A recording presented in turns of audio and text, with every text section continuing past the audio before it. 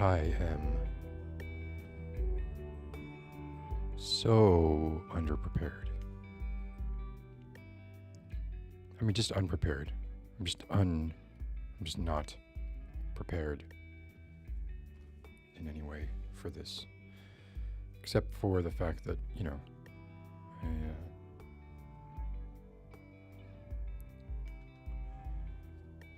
I'm a lifelong nerd.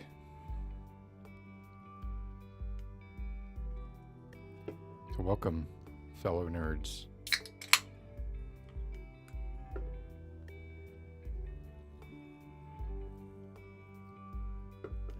Episode 79. My mother's age. Wait, is it? She might be 78. Not 100% sure. Should know that. 80 is a big one. 50 is a big one.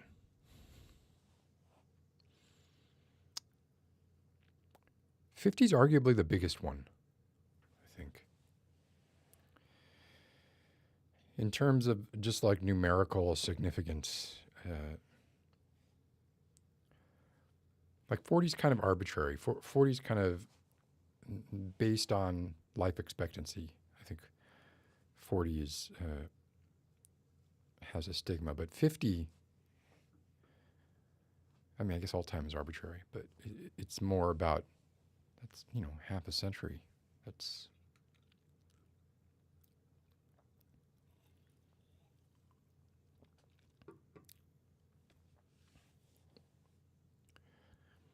it's a few short weeks away.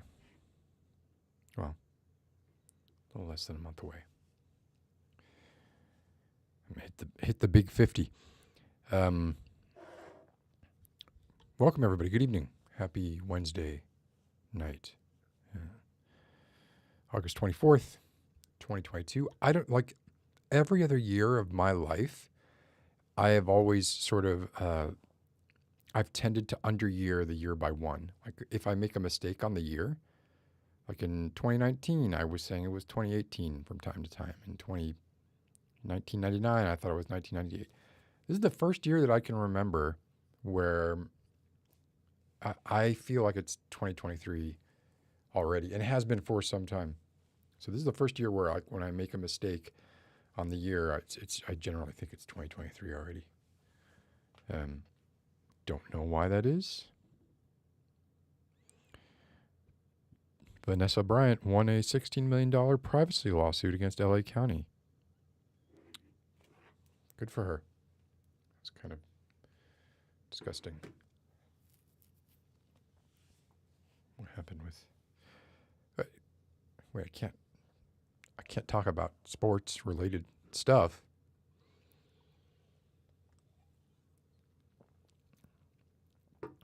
Because I'm embracing my inner nerd tonight. There's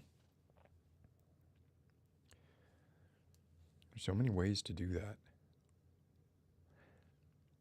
I guess the fact that I'm here doing this at all, it's sort of a self-selection bias. Of course I'm a nerd. Of course I'm a nerd. I have a cloth handkerchief. Oh my God, man. Like, what more evidence do you need? I just sat on my feet and then lowered my chair. Because I'm always sitting like this. Here's how I sit. Most of the day, here's how I sit, which I know is very unhealthy. Hands on my knees. Like this. Or I'll sit on my knees. Or, you know, like one knee up. Like really weird, bizarre positions. These are all signs that you might be a nerd. You can do a Jeff Foxworthy bit on being a nerd. Well, it's a loose thing. I'm not looking to get into the nuanced differences between nerd and geek, because that's real nerd shit.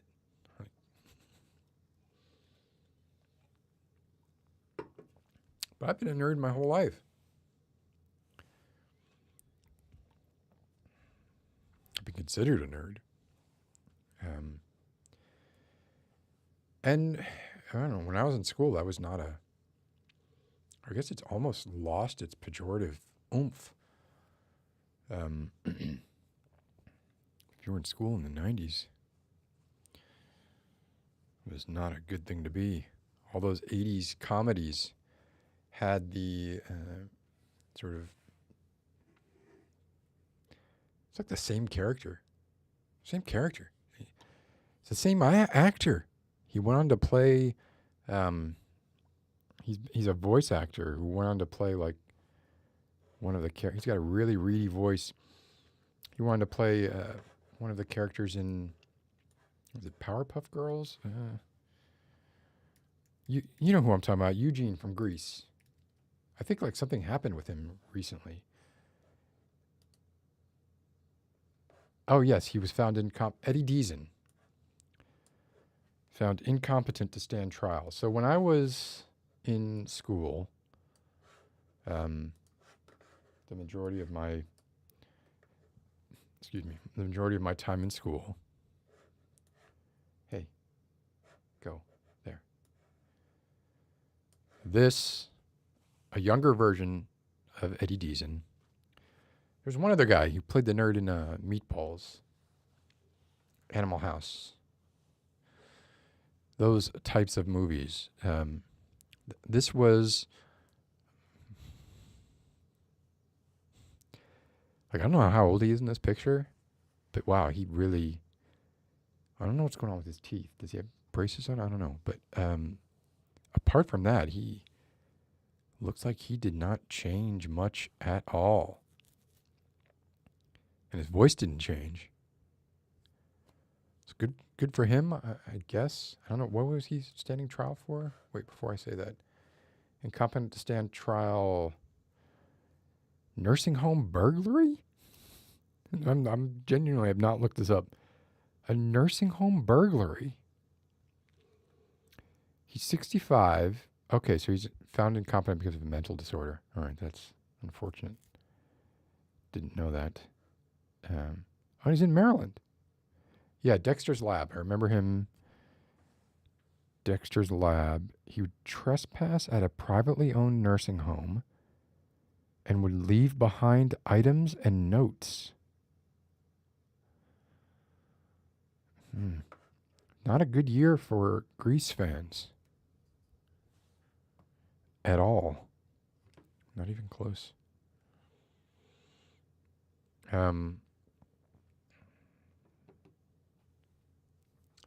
I've given him enough time. Maybe we can hide Eddie Deason. But that's, you have an archetype of a nerd, or a nerd. You have an archetype of a nerd from a given time. I don't know what a nerd archetype would be. I mean, Bill Gates was sort of the archetype of a nerd for a while. I don't know that he still is. I don't know that, I think now it's softer. Being a nerd is okay. And I guess for me, the way I defined it was very much based on in sort of almost OCD interests in things outside of the realm of reality, I suppose. What was outside the realm of reality? Like as a coping mechanism with reality, we nerds would retreat to fantastical or material-based endeavors and fantasies to some extent, wherein we had more control. And I feel like that's a tendency everybody has, right? Some people get through that by playing football. Some people get through that by playing Dungeons and Dragons. Most people at this point use video games. Wasn't as ubiquitous back when I was a youngin'. In fact, it was sort of like a defining characteristic. It was like, are you one of those kids that plays video games? Be insane to ask that question now. Like, what kind of question would that be? Are you one of those kids that breathes air? But no, there was definitely like if you played video games, you're like, oh, yeah, one of those. Gotcha. Oh, you spent $400. Oh, so back before I was poor, I would spend a lot of money on accessories to get better video game experiences. I saw Carolyn had tweeted something about the upcoming Monkey Island and put a link to a YouTube video showing the title screen to Monkey Island, which has some really, I mean, if you've heard it, I mean, it's great music regardless, right? But if you know it, like, it really like kind of makes you tingle. It's just, Caribbean themed steel drum kind of music. A really catchy theme. Carolyn linked the version of the theme that is being played on a Roland MT32.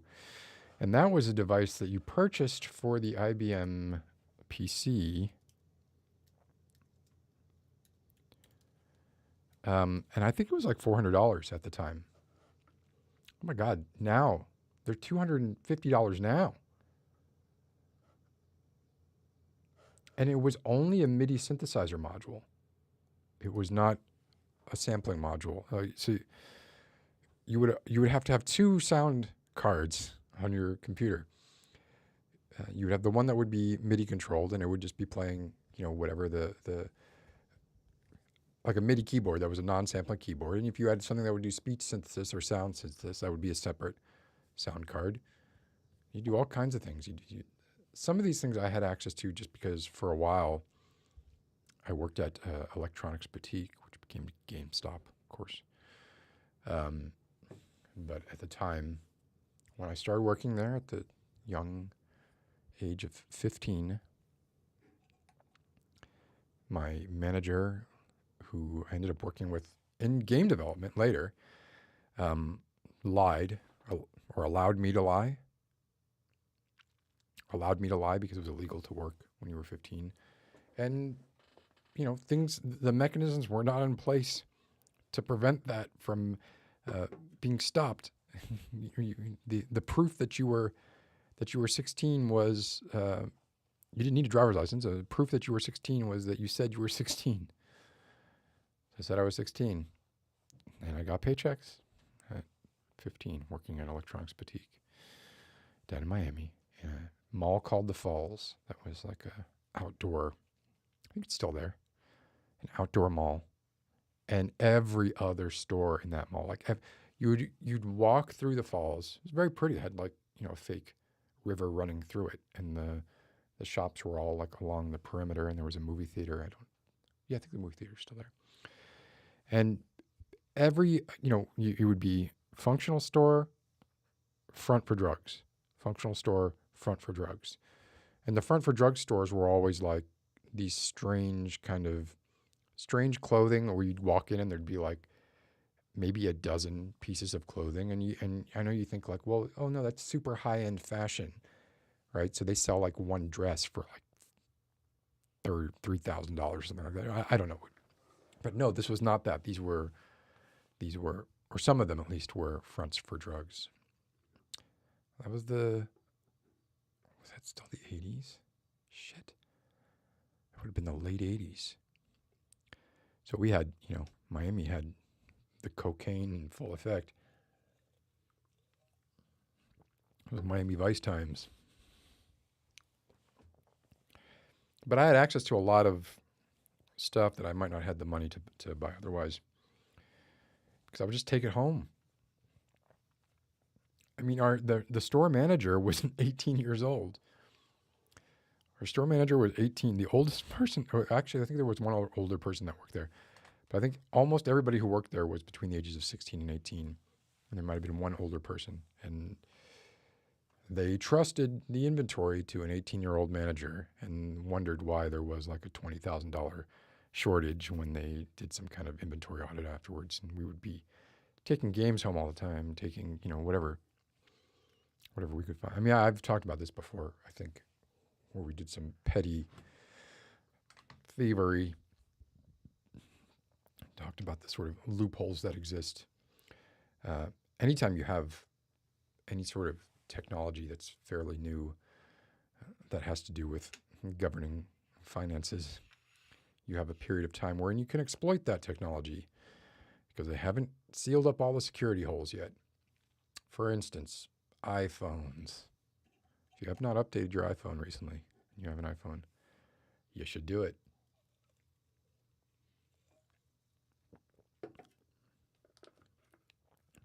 For instance, C++.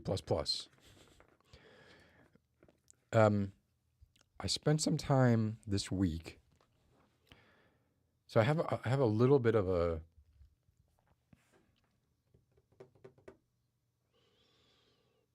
it's like a conundrum. It's a moral ambivalence. It's a war with myself, where I used to listen to this podcast called the AI, I think it was called the AI podcast, or just the Artificial Intelligence podcast. I think that's what it was called. Something like that. Something, it was kind of blandly titled. And its host was Lex Friedman. This is before Lex Friedman became the person that he is today, kind of a dick.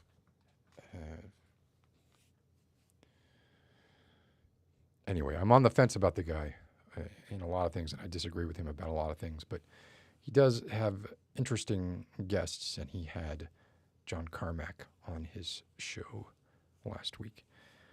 John Carmack, who I shared, my life is intersected with John Carmack's in a couple of ways, strange ways. Here we come.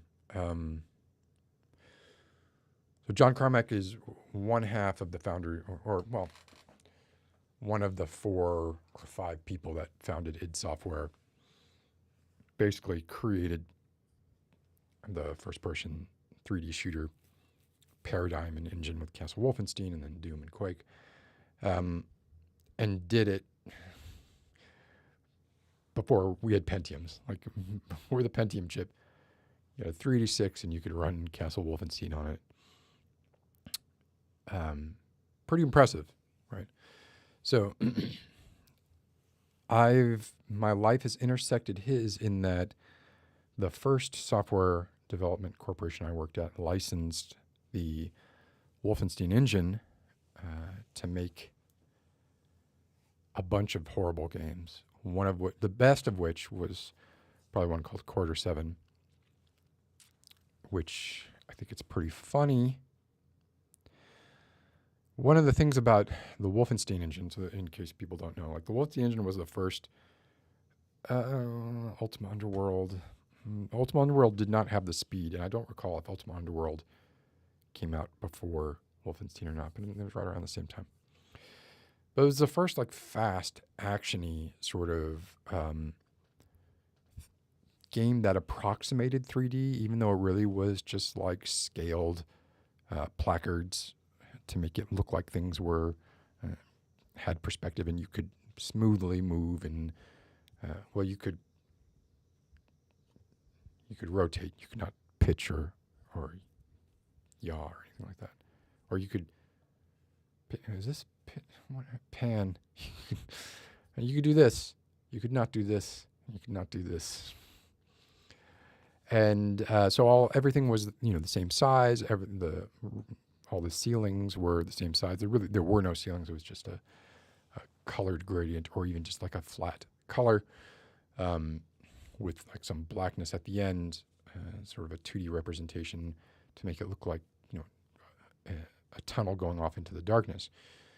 The company I was working at were trying to make an original IP using that engine. And one of the things we quickly discovered in using the Wolfenstein engine was that like you can't change the heights. You can't change like the slopes.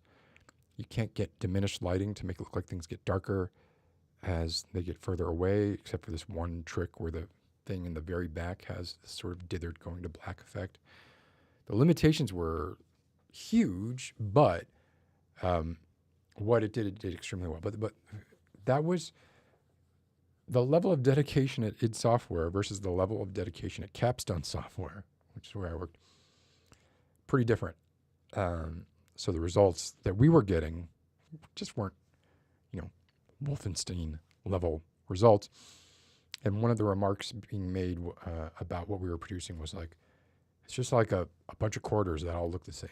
Like, oh, here's quarter 6, here's quarter 7, here's quarter 8. And we took that and we were like, I'm not going to let you slag off our reskinned Wolfenstein game that we put aliens in.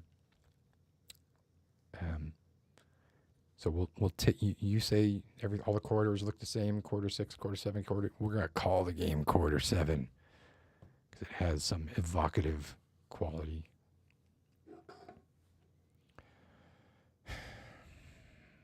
And we made a worse game called Operation Body Count, because the other thing that we noticed from the Wolfenstein engine was that it felt very much like being in a building, right? Like everything was the same height. So it was very much like you were going up the levels in a building. So why not set one of these in a tower?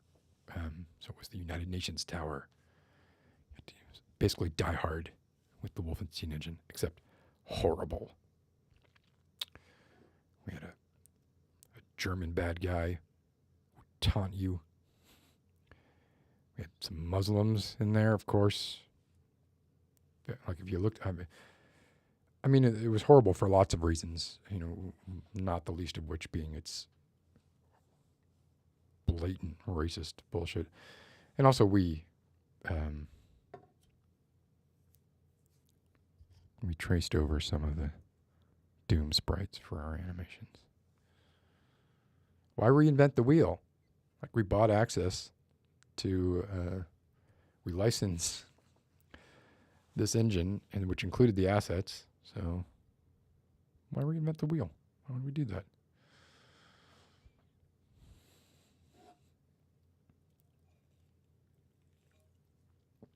Anyway, so paying John Carmack, working at a company that paid John Carmack an undisclosed amount of money to license an engine he authored.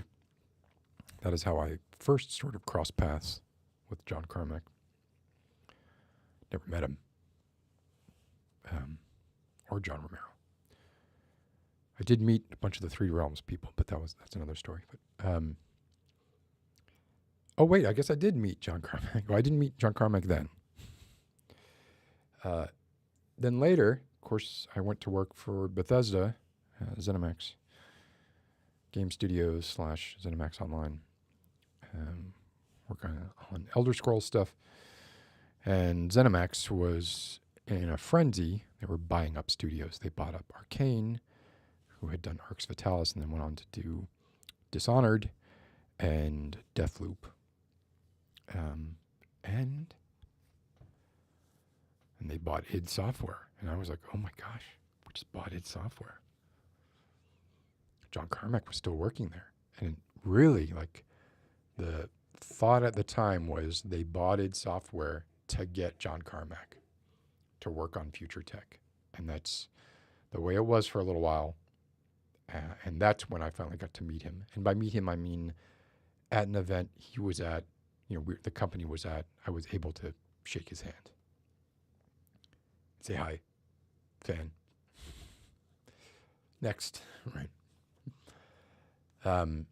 Same party that Linda Carter, Wonder Woman, was at, because she was married to our president, our CEO, who died recently. That was before he died, obviously. So Wonder Woman and John Carmack in the same room. Anyway, so John Carmack has since gone to work for Meta and is working on, virtual reality and artificial intelligence and all the stuff that Meta's working on to varying degrees of success. And I really wanted to hear what he had to say about it. And I, as some of you know, like I have a horrible habit of giving way too much ear time to people I don't like.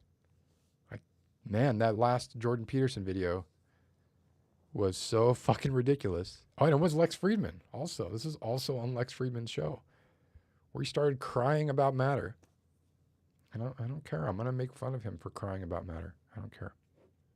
It's preposterous what's going on in that man's head.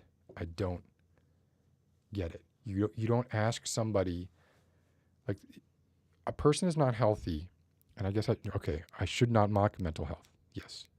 Right, that's true.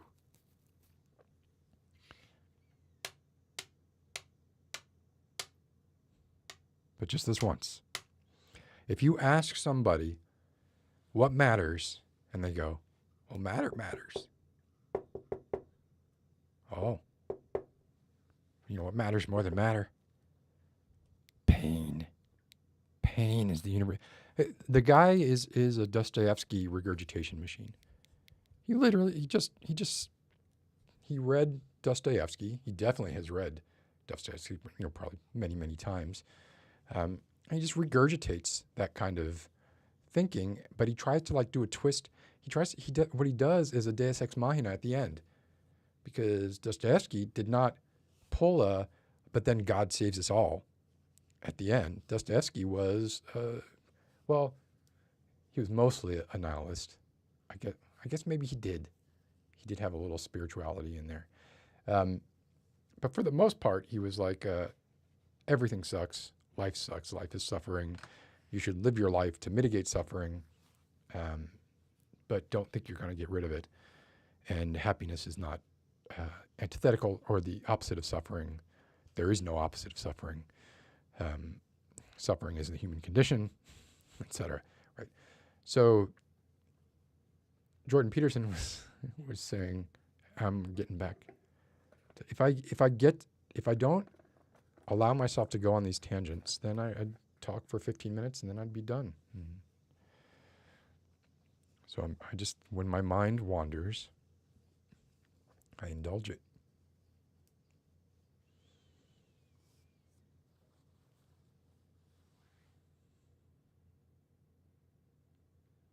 Not always allowed.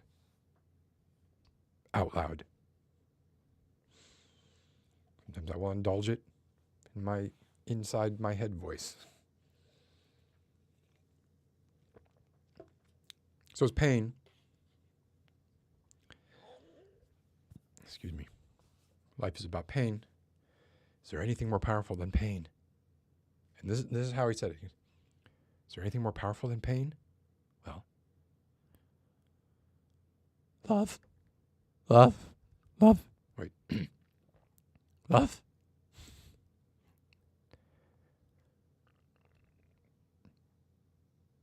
Love. And the tears did flow like wine. Anyway, that's not a healthy reaction to a pretty straightforward question. He will never, if he can get out of answering your question by questioning everything about your question, that's his go-to in everything. It's like he cannot stop himself. Do you believe in God? What do you mean by belief? What do you mean by God? Do you think climate change is real? Well, what do you mean by climate? What do you mean by real? There's a very large set of accepted truths that we as a species have sort of agreed upon so that we can have discourse about things instead of having discourse about what the things are that we're having discourse about, if you catch my meaning.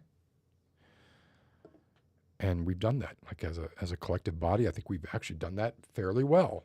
When there are certainly misunderstandings, and the English language is particularly, I think, prone to misunderstandings. But generally, I think when people talk about something, you get a decent idea of what they are driving towards, as long as they're coherent. It's not going to stop Jordan Peterson.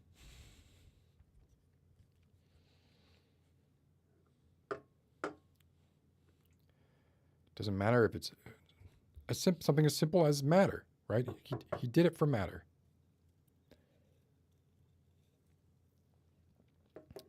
See, maybe there's some words where it's like, yeah, you do want to find what you mean. You believe by what you mean by, do you believe in God, right? Yeah, maybe you can get some extra clarification there. You can't just have. It's to his disadvantage to be clear or have a position about anything, right? He has to be as slippery as possible. So if he can, he's going to throw out those caltrops. That's going to be the first thing he does. You ask any question, throws those down. He's like, okay, maybe I can get this person tripped up on the caltrops of define the thing that you are asking me to my satisfaction, or I'll make you look like a fool while not actually like making a point about anything or taking a stance about anything. So the tangent there was Jordan Peterson was also on Lex Friedman's podcast, but I was watching it for John Carmack. And boy, let me tell you, I felt,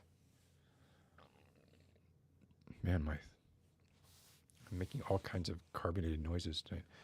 Let me tell you, I felt so torn. Like I was, like half the time I was like, this guy's got it. And then half the time I was like, what the fuck is this guy talking about? Like, what? Does he not see like how he's being completely out of touch with reality? Particularly when it comes to, and I think it's, he lives in that strata. He lives in, he buddies up with Elon Musk and Bill Gates, and he's got enough money that he started his own aeronautics corporation, right? So he's living in a bubble, and he got to that bubble by being a nerd and by busting his ass, and by being incredibly intelligent, and by being incredibly lucky, and by being born, well, that's part of lucky, by being born at the right time in the right place, and by a sort of domino chain reaction of events that allowed him to be in the right place at the right time to take advantage of the opportunities afforded him, and he made the most of them. If he were born 5 years earlier, he wouldn't be who he is. If you were born 5 years later, he wouldn't be who he is. Maybe 3 years later. It took a lot.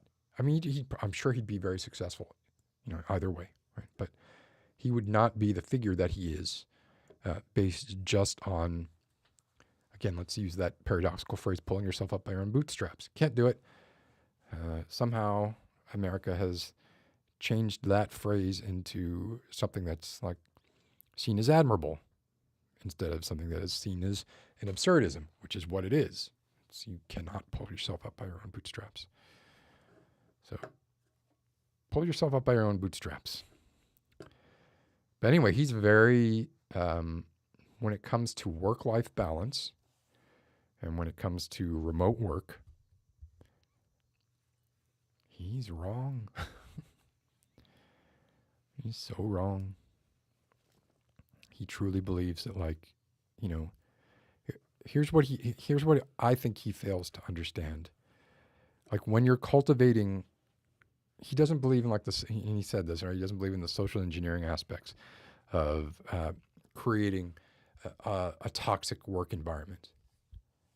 I don't know how he doesn't believe in that. Like the only way you can not believe in that is if you are so far removed from it that, and it didn't happen to you because, hey, you're a white male who got all your success and all your money in the days before you were married and you were in your 20s and it was fine and you enjoyed it and you would be at work all weekend. You would 7 days a week, 18 hours a day, sleep under your desk. You romanticized it. There was a period where that was really romanticized in the games industry. And I resent that time that I feel was stolen from me.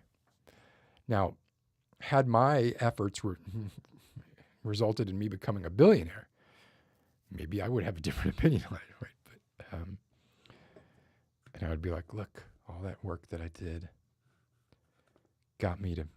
afforded me the luxuries I have today. And I don't have to work anymore if I don't want to, but I want to. And one of the reasons, like, he couldn't understand the idea that having to work fundamentally changes your mindset as opposed to just wanting to work, right? If you have to work, you resent the work you're doing, even if you love it, or you can, right? It doesn't always happen. And almost everybody has to work. He doesn't have to work. And he justifies it by saying that he put in the work already. And he probably put in, more hours in the 30 years that he was actively more than a consultant, right? He probably put in more hours than most people do in an average. Now, I mean, there are tons of people who will... freaked out by that. Tons of people who will put in 12, 14-hour days working incredibly hard, doing manual labor, who won't ever see the sweat of their own brow.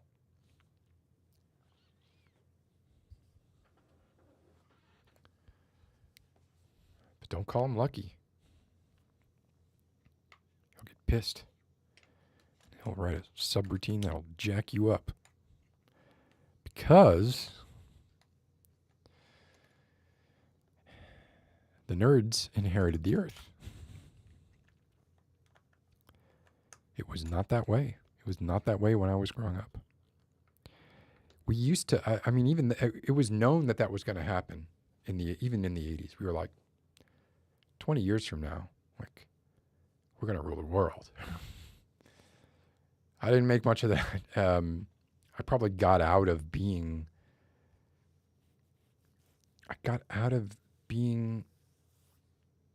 primarily a nerd. This is going to sound awful to say. Like, you know what there are times in my life, and they're not infrequent, where I resent getting into music. Like, that took a lot of the productive years of my life. And I was really into it, and I really enjoyed it. And I should appreciate it for what it is.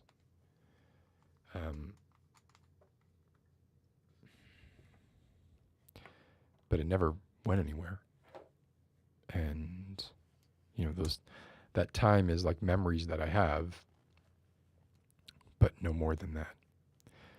There was no return on that investment apart from, if you want to say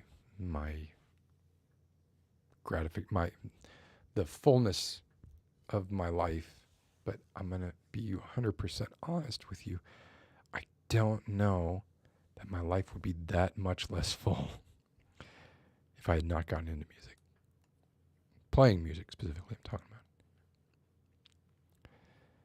I think it would have been okay without it.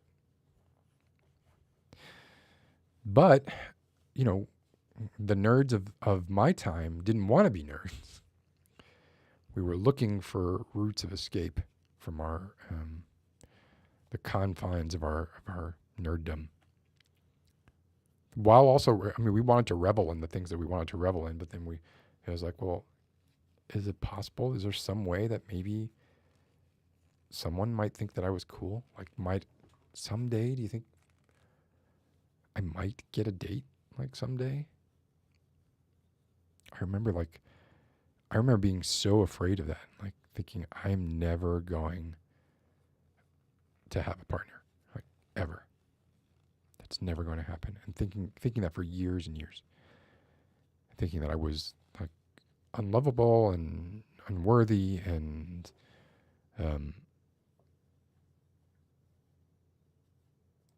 everybody seemed to have their shit together, and I was kind of flailing around. And I genuinely thought, like, I think everybody probably has this to some extent. And, well, certain types of people have this to some extent. I remember being super afraid. I was like, oh my God. Like, thinking about having sex, I remember it being like, no, wait a minute. Like, someone has to see you naked. You know, if you have sex, someone's going to see you naked. That's, no, that could never happen. That's never going to happen. God. Wait a minute. Maybe if the lights are always off, and then, yeah, maybe there's a way, like, I could, well, why am I even thinking about it? Like, it's never going to happen anyway. I just remember having these thoughts over and over and over. So, for a suburban white kid, I guess a suburban kid, one of the ways out of that was join a band. Join a band.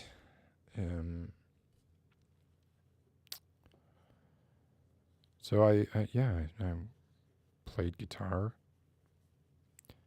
played a lot of metal, because that was,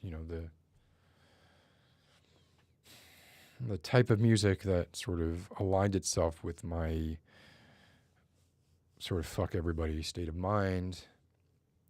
And yeah, joined a band with kids from other schools.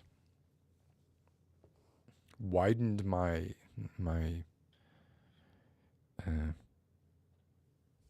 social network. That's the thing that first came to mind. I didn't want to say it, but widened my social network, and met a lot of people that way. But that meant that things fell by the wayside too.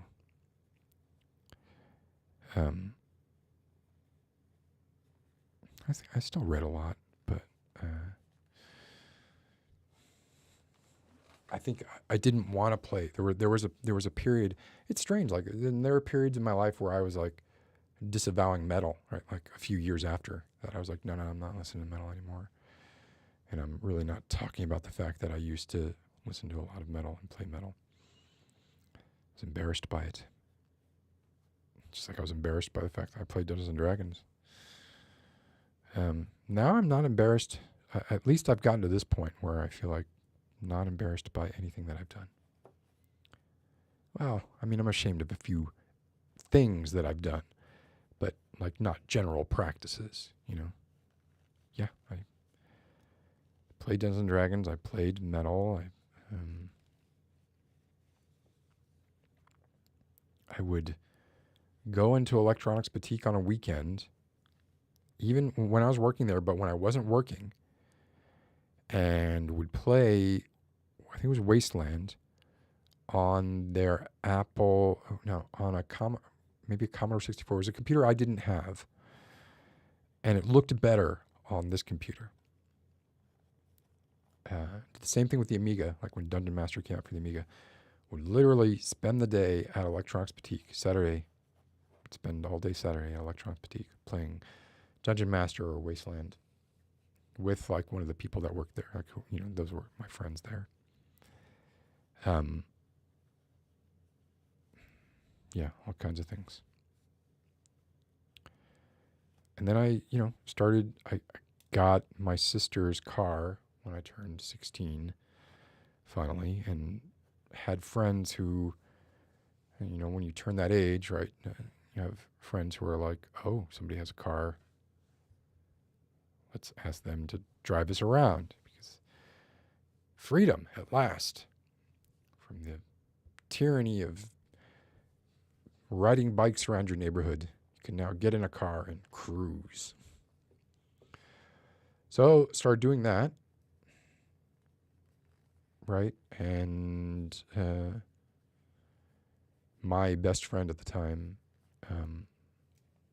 was friends with somebody who we would pick up, who she lived way out in the middle of nowhere. Like, there were dirt roads going to her house. And I totally fell in love with that person. And I was like, oh my gosh, that person. And it was most of how I knew her was from the rearview mirror, because she would usually sit in the back. And I would always be driving, because we'd always take my car. And I would just see like this part of her, like her eyes and her nose. And I remember from that time when she blinked, the skin on her nose here went up like a rabbit or something like that. I totally fell in love with this person. And, didn't say a word about it, because I was like, there's no fucking way this person is interested in me. And then one day, my best friend told me, hey, this person likes you. And we started dating. We dated for 5 years. And then she broke my heart. But I just saw her last weekend. She's my ex-wife now, right? And we have a son together. So, swings and roundabouts. A son who, by the way, talk about nerds. He's a fucking nerd, man. I love it. He doesn't want to be, but he can't help it. He is.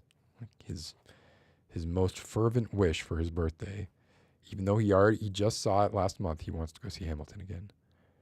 So I was a little upset, like, that I didn't get to go with him to see Hamilton the first time he saw it, because I know how excited he was about it. I knew it would be like a core memory, So I'm taking him this time. And I went online and I looked at the prices of Hamilton tickets, and I went, you fucking kidding me? Kennedy Center is nice. That's the theater that we have in D.C. that we have here. It's a very nice theater. Been there many times. But man, they're gouging. Like, ticket prices for all shows now are just insane. Lin-Manuel Miranda ain't going to be within 100 miles of this performance, and still paying crazy amounts per seat. And I still think this will be a core memory. What I'm hoping is that he takes the first time he saw Hamilton, which was with his mother, and the second time he sees it, which is going to be with me, and they merge into just one memory, one core memory, because enough time will pass, and in his mind, he'll just be like, yeah, I went to see Hamilton with my mom, and I remember my mom being there. I remember my dad being there. So that's my plan. Maybe what I should do is I should talk to my ex-wife and ask her, like, what are the things that they did, and try to kind of align the experiences so that the memories get really muddled. So he just can't tell the difference between what happened the first time and the second time.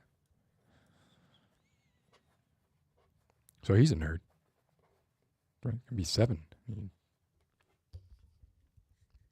guess there are 6-year-olds who are obsessed with Hamilton. That's, and there's part of me that's kind of like, well, you also question this stuff, right? Like, don't just believe everything that's being told to you right here.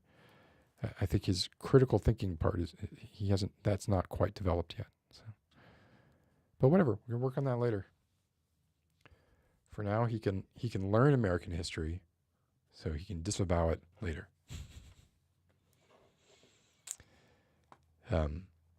So yeah, being a nerd.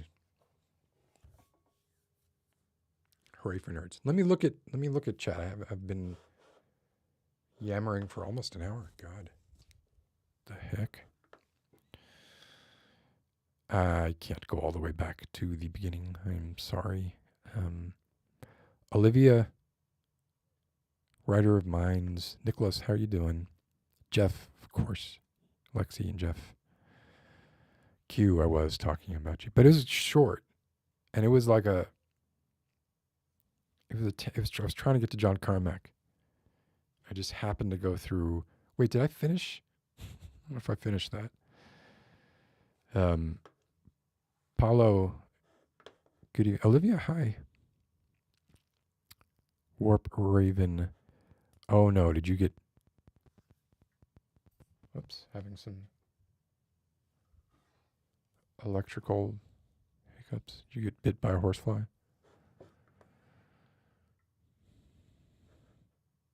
Was this when I was talking about Jordan Peterson? Both brilliant people, Jordan Peterson and John Carmack, on the same level. I mean, at least, like I look at, like it's different. I'm sure it's a different kind of intelligence, right? But although I think John Carmack is like really, really flawed and wrong in his thinking on these few subjects, it's pretty incredible what he has been able to do, obviously. I said hi to Q, right? I definitely said hi to Q.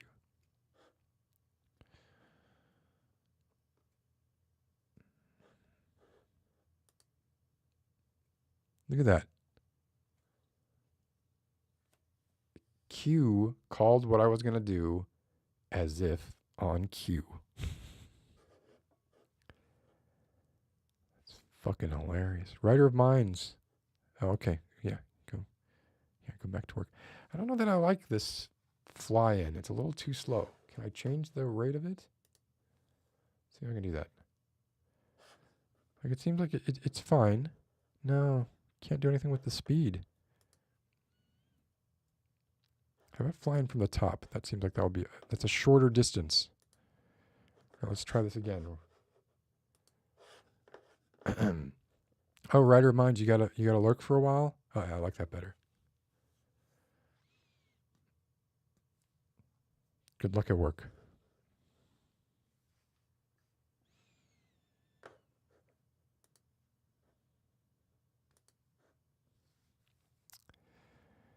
Had to block somebody just now.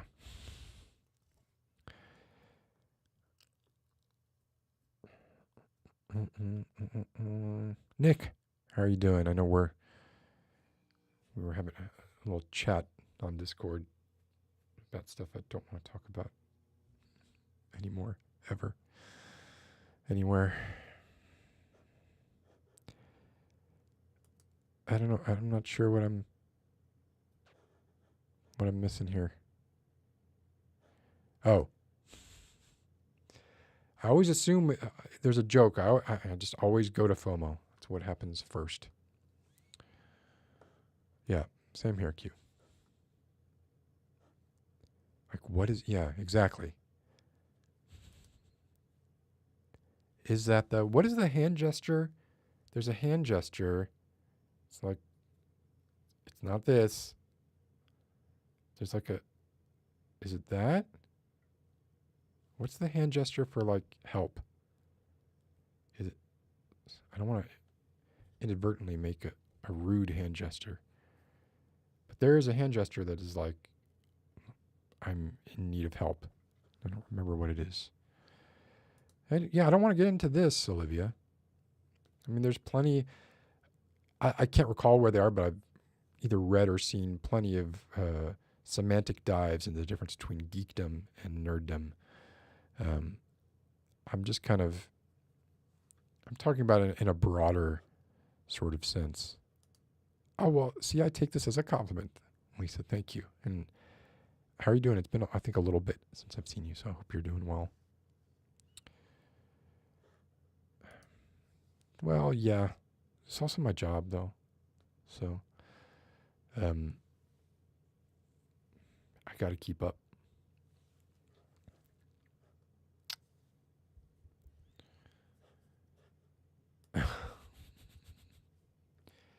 Yeah, there's all kinds of ways around it. You know, at 14, whatever age it was, when I was really dreading this stuff, I don't know that I had the presence of mind to think of all that stuff. And let's not forget, pornography was nowhere near as ubiquitous as it is today. Not really, Jeff. I felt cool when I got into metal. Now, you might be talking about like nerd in a different way there, right? But like, I, at the time, was going to like a private school but none of my friends, or very few of my friends, were actually at that school. There were more people I met through the music scene at that time. So like, I was hanging out with people who were kind of grittier than the people that I went to school with. And as a result, I did not feel, I kind of felt like the people at my school were prim and not unworldly in a way, right? And I was, in my head, I was hanging out with people who, like I remember, I think I even showed this. We played the talent show at my high school. The only person from my school in my band at the time was me. I think that was like a sort of a turning point for me at my school, at least, right? Where I don't think I was considered. People didn't really consider me a nerd anymore. More of a people thought I smoked a lot, but I didn't. I didn't do any drugs in high school. I was straight edge.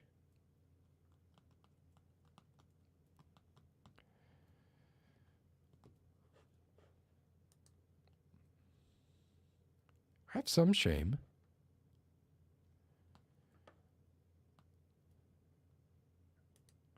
I'm just glad that you slacked off of it at all. I too feel like I should have stopped drinking sooner. I should have never started smoking, and I should have stopped smoking sooner. Even though I stopped smoking, 20 years ago. I smoked for like 10 years. I'm sure that did some irreversible damage.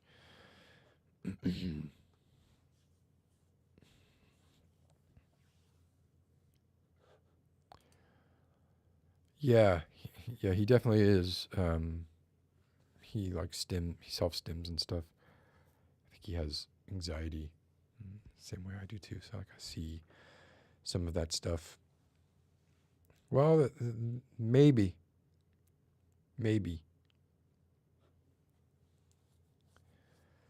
Oh, bye, Apollo.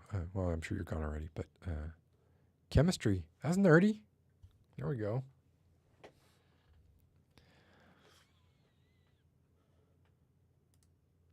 I love this. Like, I have so many memories that I would swear by. Probably some that I've told on this series that are probably amalgams of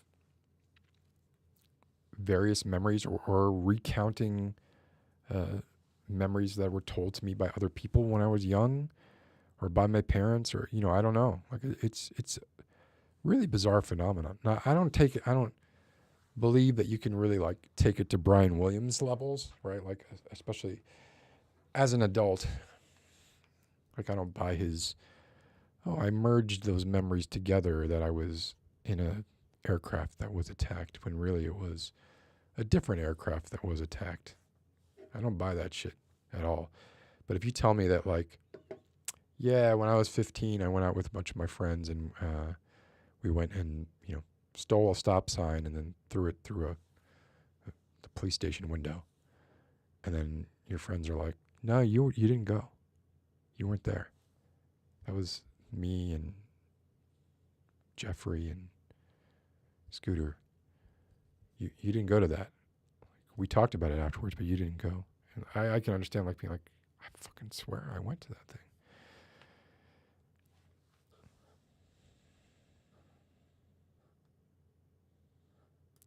Yeah, you got it. Yeah, I'm a fan of the Kennedy Center in general. And even like their programming, I think is pretty neat. But Hamilton is, like, they clearly know their demographic, like who they're going for. And they're like, yeah, we're going to get as much money as we can out of this. Which is unfortunate. Like, it should almost be seen as like subsidized for its educative elements insofar as they are true. Isn't it? Things are getting better. They're getting better all the time.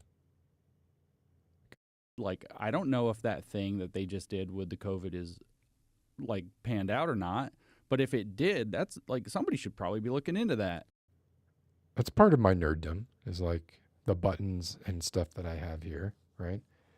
Let me see, I gotta hide some stuff. I'm gonna show it.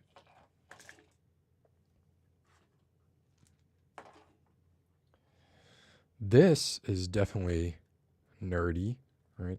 Right. Let's turn on that light. So we have some. This is an artifact of being a nerd. It's changed. Y'all may be thinking, hey, you showed that last week. No, I did not. Showed part of it last week. Let me move this underlight. Oh, my product placement light. But I've changed things on it. Namely, this lens is a 12 millimeter cine lens, which means that, it has the gears on it for the follow focus. And it is on the gimbal, the DJI gimbal, with the LiDAR module, right? So this is taking a Blackmagic pocket cinema camera, which has very poor autofocusing capabilities, and a cine lens, which has no autofocusing capabilities. And it is using the LiDAR to control the focus and to do the tracking. Some of that I think you've seen. Let's see what happens. With having an HDI cable hanging out of it like this is not great. It's not a good way to do it because it stresses the motor. There we go. Have it there like that. Turn you on like that.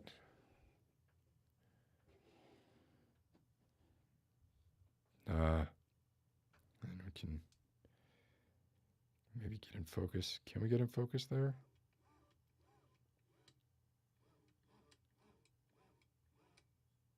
No, can't get in focus. Let's take it all the way to...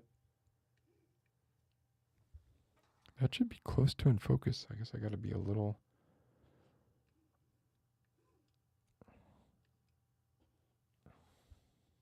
Well, I guess I'm an idiot. I'm looking at the numbers and trying to focus on the numbers. That's not going to work. I need to focus on my face. Okay, this is going to be easier if I do this. Pardon the view. Hi. Well, so first of all, the ISO on this is way too low.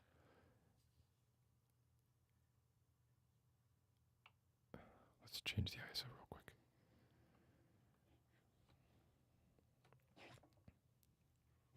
Oh, didn't like that. So 1250. All right, let's bring her back. Bring her back around here. Okay, that's better ISO. Let's see if we can. There we go. So that focusing that's happening right now, just pull back a little bit. Right now, that focusing is happening through a wheel that is controlling the follow focus motor. But what I can do and do is just have it on what is called active track, where it will just wherever I go, it will follow me around. And this, I think I may have shown this to you all to some extent before, but this is the first time with the lens working properly with focus. So if I get closer, yeah, and if I get further away,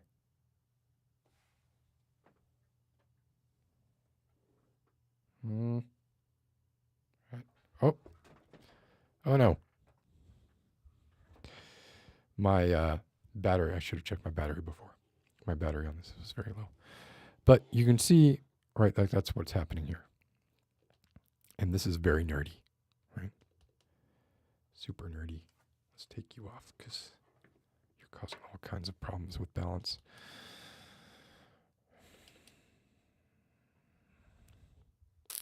But huge fan of this setup. I'm going to be using it for videos. I'd better. Like I can't have done all this work and invested in this thing and not have it actually be useful for videos. So I'm imagining I'm in my basement. Okay, imagine this. I'm in my basement. Let's move this lights. No, better like that. Ooh, stop tilting forward. I'm in my basement. I have this set up in the middle of the basement, and the entire basement, all four walls, have some sort of decor on them that is consistent. Let's say a dungeon. And then I can just have this in the middle, have an ambisonic mic sort of coming down from the ceiling, or it could be on the mic stand, or on the camera stand. So, and it can take that 4-directional sort of surround sound data and turn it into stereo. It loses something, obviously. You can't have great 3D surround sound with earbuds, but you can get something like it, right? So it turns that data into stereo audio. And then I'm just free to move around. You know, no longer have to worry. The last video that I did, this video here. Let me fast forward a bit. I did a lot of... I have anxiety. I don't know if you can see the camera movement. And then I did a lot of... No, it's You have the gum? Cutting to different parts of the frame. So because Buffalo 66 was filmed in 16 millimeter, I guess I took a part here that doesn't really show a whole bunch of that. The main frame for this video is driving by. I don't even know if I'm ever going to show it here.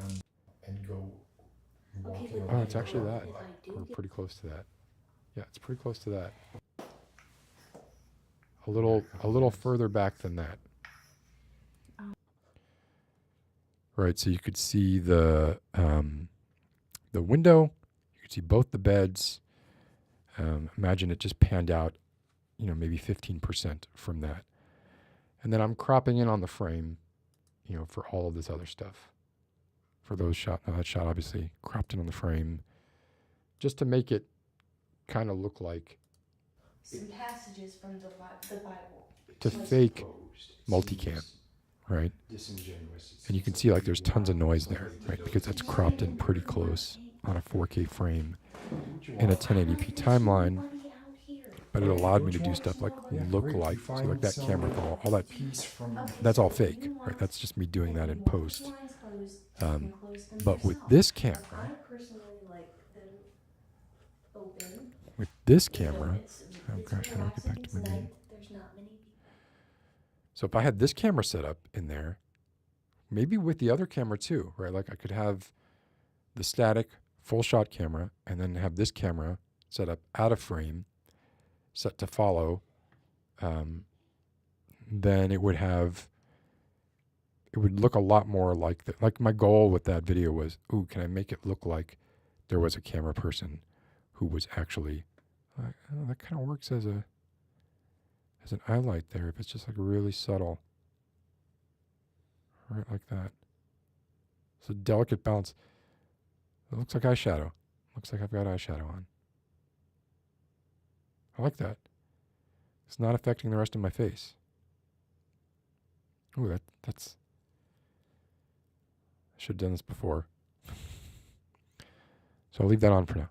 Anyway, you see what I'm saying, right? Like, the goal is I could have 2 of these or 1 of these, and then my other camera. So my main camera, I have to lock this so it doesn't. Locked. Now it is locked. Nice and locked. Get you off there. So that's one of the Blackmagic cameras, like the one I'm looking at right now. The advantage of Blackmagic cameras, I mean, there's a few advantages to Blackmagic cameras, right? They don't have autofocus. And the ones that I have are micro four thirds mounts. So their sensors are fairly small, but they have really good color science, and they really punch above their weight in dynamic range, which is what I care about. Color science, dynamic range is what I care about, not necessarily resolution or anything like that. This has been my A camera now for going on 5 years. It's the Canon C200. This is pretty stripped down. I stripped it down as much as I could because I wanted to mount it on the gimbal, and it does work on the gimbal to an extent, but it is very top heavy. So it gets into situations where it's just not very smooth. The active track motion is not as smooth as I would like it to be. Otherwise, I would probably have mounted this camera on there. But this camera is great because, you know, it has dual phantom-powered XLR-ins, and it has decent preamps. I don't always use these preamps depending on what I'm going for, but I can and have, and I did in the Buffalo 66 video, use the preamps of the camera and just put the mics right into the camera. So I didn't need a separate sound recording device. It has internal ND filters, which is great. It records RAW, which is fantastic, right? Like I don't have a CFast card in there, but records CFast cards in RAW. Microphone out, has these batteries. Turn it on, but it's not going to really do much because I don't have the monitor attached or anything. You can hear the fans going.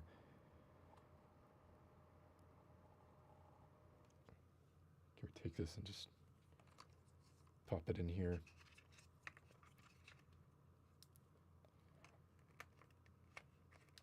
And, you know, one of the things I really like about this camera, here we had a decent. One of the things I really like about this camera is its autofocus. Notice there's no gimbalness going on here. Super shaky. Trying to hold it with one arm. But I think its autofocus is fucking amazing. So let me see if I can set it down somewhere so I can talk a little bit about how. I don't know that I can. It's not gonna. Is that good? Do you want to look at my gut? That's pretty much. I can.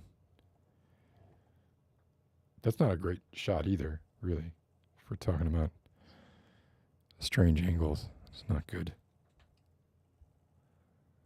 You can see my tube light that I have as a hair light up there being held to the ceiling fan with cell phone holders, gooseneck cell phone holders. I think that worked pretty well. What if we put you up here? Would that be useful at all? Kind of. You're not focusing on me. You're focusing on the background. But it's kind of an interesting angle. If I could turn that to be down. It's not on a. Anyway, I'm wasting time here. Let's go back to what I was talking about. That's part of being a nerd, right? Is geeking out on that kind of stuff, and like trying to figure out what the best way is to make certain elements work, and then do you use them? Like I'd like to say that I do, but I certainly don't get like a return on the investment for them. And my saving grace is like most of these things hold their value, and I tend take pretty good care of them. I still have, you know, you get a kick out of this. Well, maybe you will. Probably won't care.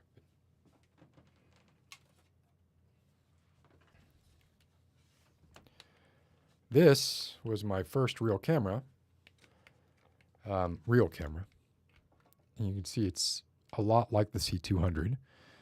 So C100, it has its XLRs on this top handle, which can actually be removed, which is what I did to that one to kind of break it down. The C200, the XLRs are not in the top handle, so you can remove the top handle and still have XLR inputs. It's pretty similar. Do I have any battery on this? No, don't have any battery on this. I also took the handle off that C200 just to make it as small as possible, but there's a handle like this for that too. This is the camera that like the vast majority of my videos were shot on. And this is a camera that came out in, I think, 2010, 13-year-old camera. It has like center frame autofocus. That's really good. And you can get it relatively cheap now. Like what you get for this, if you're shooting 1080p, it's got a EF lens mount.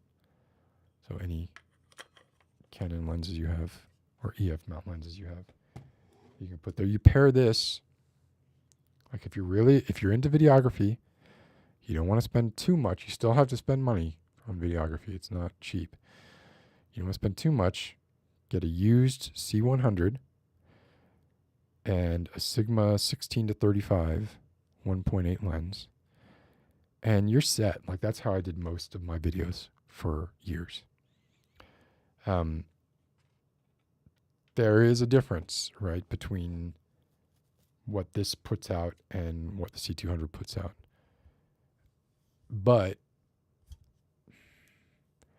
the difference is not as big as the difference that lighting makes. So at one point, I think I like posted an image and I was like, oh, this is my first Last of Us video. Here's an image. Here, I can do it right now. To give you an idea of the differences between those two cameras, the first Last of Us video that I did,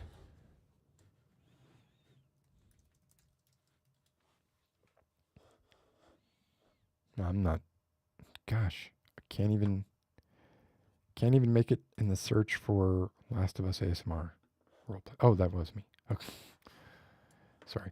So here's a shot from the second Last of Us vid I did.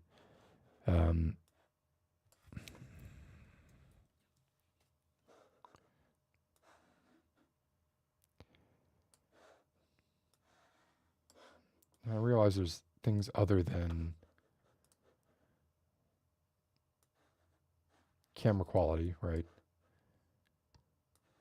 But here's a shot I just took off YouTube of it. And the first one that I did,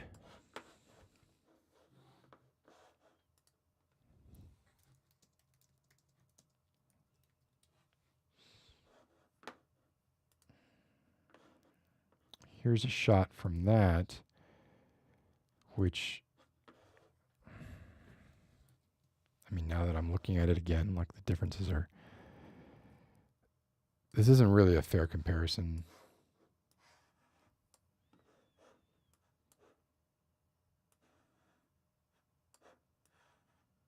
Now let's put these side by side. So in talking about these, here, let's make them lower so you can kind of see my face. In talking, go up here. In talking about these, the things that are like immediately apparent to me that are camera based is the resolution of the one on the right, far better than the one on the left. And I don't just mean, like the one on the right is 4K, the one on the left is 1080p. Like I could take the one that was recorded on the right and downsize it to 1080p and it would still look a lot better than the one on the left. Because this records 1080p at a comparatively low bit rate. So that's why it looks kind of smushy. I don't know if that word, smushy. Like, it's when details are just kind of pushed together. It's almost like pixelization.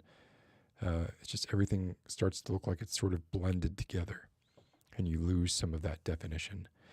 And then the rest of it is color science and log profiles. But the biggest change, like I see when I look at this, is, the lighting is so much better on the one on the right. Like the one on the left, I had a little tent. I was actually inside the tent. I was trying to get color contrast from the blue light coming from outside the tent. But the truth is that like there was so much ambient red from the tent itself, it was hard to overcome that. And I don't think I really did. Whereas the one on the right, you can see I have like a sort of hard hit rim light on my right that is almost greenish. I don't think it actually is greenish. I think it's just in comparison, or maybe the grade made it a little bit greenish. And then I have a sort of daylight balanced light to the left. It's a little weird because the practical source that's in scene, that light you see hanging in the background, which I do in like so many videos, I should not be allowed to do it anymore, is really kind of coming from the wrong side of my head. Like that light that you see that's to my right, that's hanging behind my head, should be on the other side, should be to my left, to make it look like it's what's illuminating the orange to my left.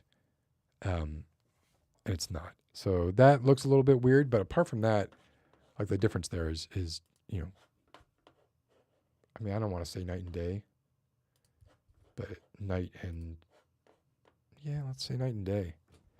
But I mean, you could probably even see, even just like from this scene, which is being live streamed. So a live stream by its very nature is going to be incredibly compressed, right? So you could take, but it doesn't matter, right? Like people say like, oh, well, live streams go at 25 megabits a second.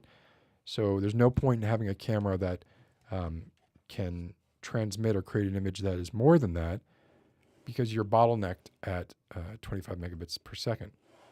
This camera records at 25 megabits per second. Guarantee you, if I shot this live stream with this camera, it would not look as good as it does. You need the highest fidelity origin source, and then it goes through the bottleneck it goes through. But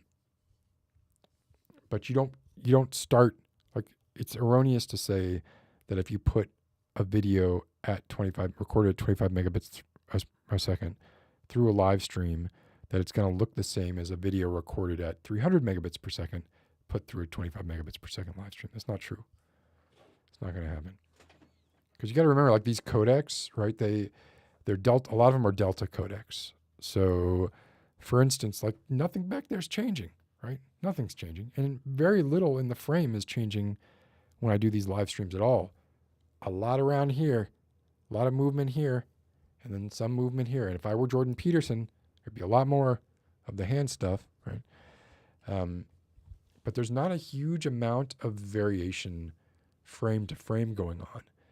And because these codecs are delta codecs, which means, or GOP codecs, which means they look at like the frame before and the frame after, and they look at what changed, and they use the bandwidth the best they can. So if there's something that's never changing like that, let's say like from that line up, maybe almost never changes, it's not going to bother wasting bandwidth on updating that every time. Or it's not going to waste as much bandwidth anyway. It's going to try and optimize the bandwidth that it has for the areas where change is taking place. That is why when you see like low bandwidth live stream with a lot of motion, it just looks like hot garbage. Right? It just looks like macro blocking going on all the time, because it just doesn't, it's not designed to be able to take like sports footage kind of stuff.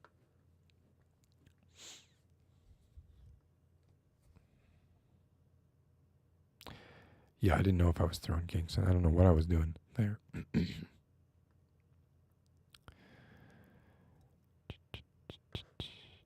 Oh, you were expecting the Matthew McConaughey bit? What Matthew McConaughey bit are you referring? Actually, I don't have that one as a button.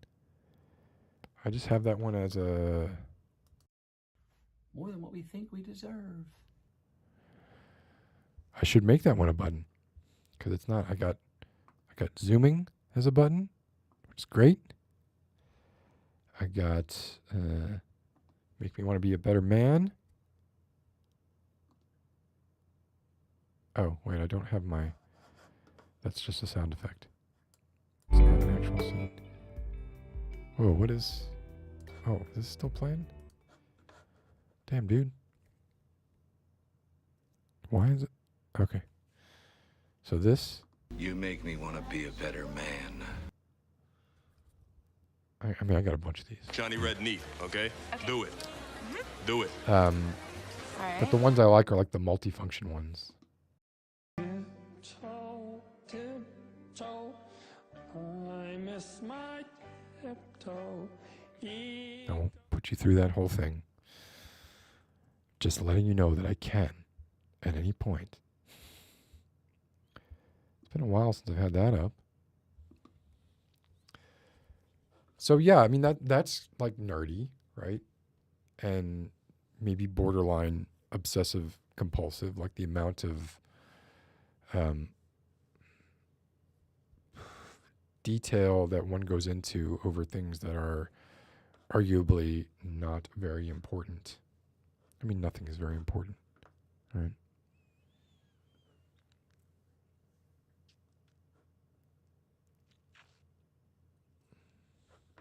Yeah, sorry, Q.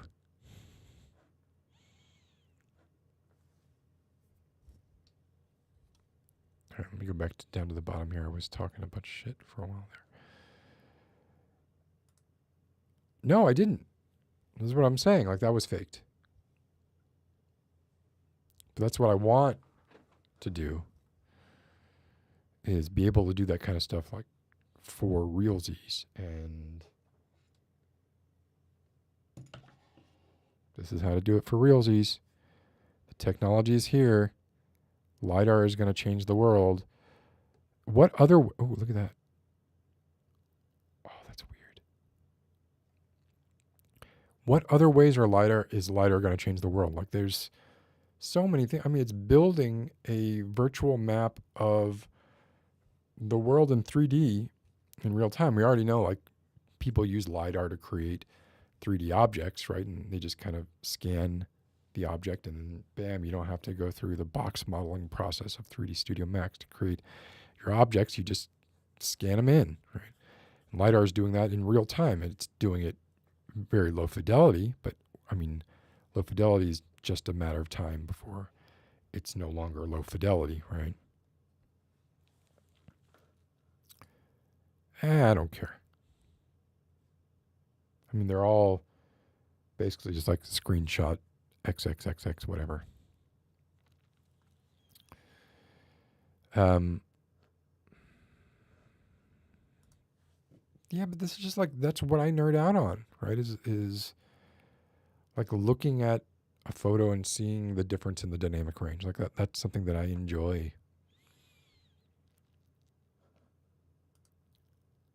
Sure.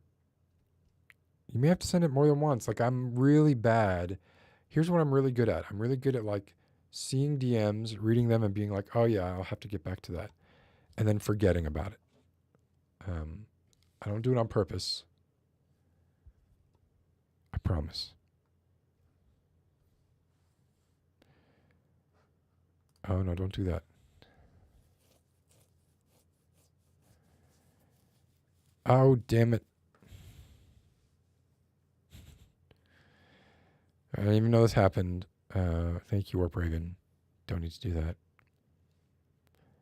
that. But happy to give whatever advice I can. Like, you know, I don't know anything apart from like what I've just sort of learned on my own, you know. So I do a lot of shit backwards.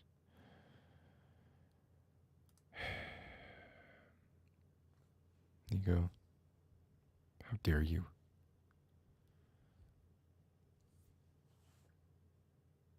What magnesium compound is best at pulling a plow? Magnesium oxide. Is that because of ox? That's a terrible joke, and I won't laugh at it. Okay, I'm catching up. Sorry, I'm catching up. Yeah, Tiptoe is Bob Odenkirk. People don't know that?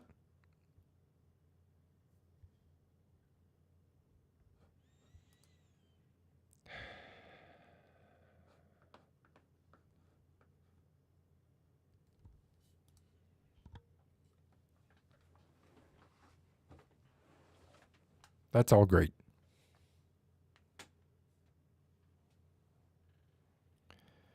So that's the kind of nerd shit that I'm into, and I realize that it is like extremely, I mean, it is born of privilege, right? Like this is not cheap. And, you know, I do some work with it, apart from the work that you all see. But I could do more. I don't do enough. But I just feel like this is like, they've got it. They finally got it. And it's DJI who's got it. It's DJI who really kind of figured it out. Being able to track somebody, being able to focus on them while you track them. Hopefully there's a firmware update where it's a little smoother and you can make it kind of be not quite so jittery. But even if it's jittery, then it just looks more like documentary-ish. So I'm looking forward to shooting something with this. I'm going to have to be very cognizant of the fact that it might not work, right? Like I'm going to do it and it might just fail. And that's fine. That is fine.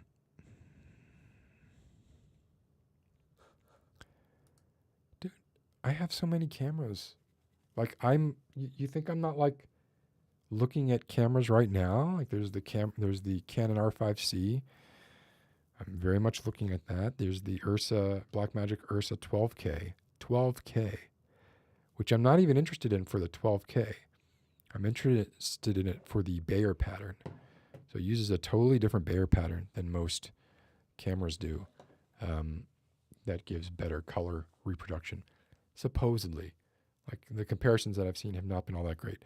What got me kind of interested in the 12K is it was initially launched just like a year and a half or 2 years ago for a lot of money, and they cut the price in half a year later. Can you imagine if you bought the Ursa Mini 12K? It was going for $10,000. So it's $10,000, now it's $5,000. But can you imagine if you spent $10,000 on an Ursa 12K and 2 days later it's half the price? That would just drive me insane. I depend on the resale values of these things not taking nosedives, and the tax write-offs, right? And the work that they generate. But yeah, the R5C and the Ursa 12K are both pretty darn expensive. Not something I could see in my immediate future. Do I have more cameras than guitars? I mean, if we're talking about functional, cameras I could actually use, because I have cameras that are old film cameras and old film video cameras that I don't even know if some of them work or not. They're just more I use them in videos sometimes. And one of them is just it's my favorite sound. Is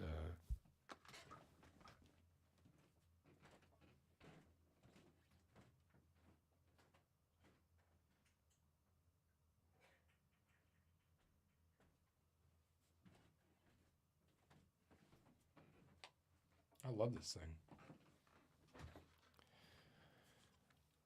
This thing right here.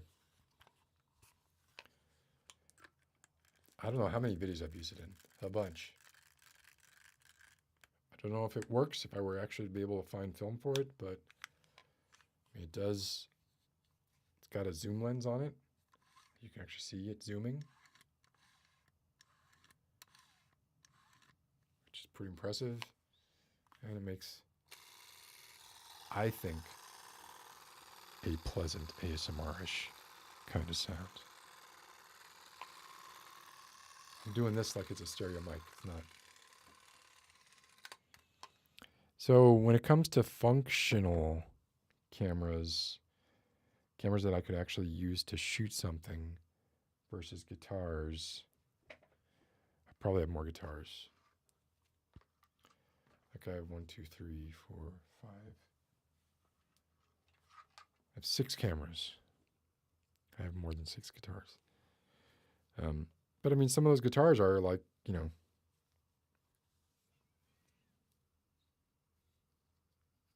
are technically guitars, and you can technically play them.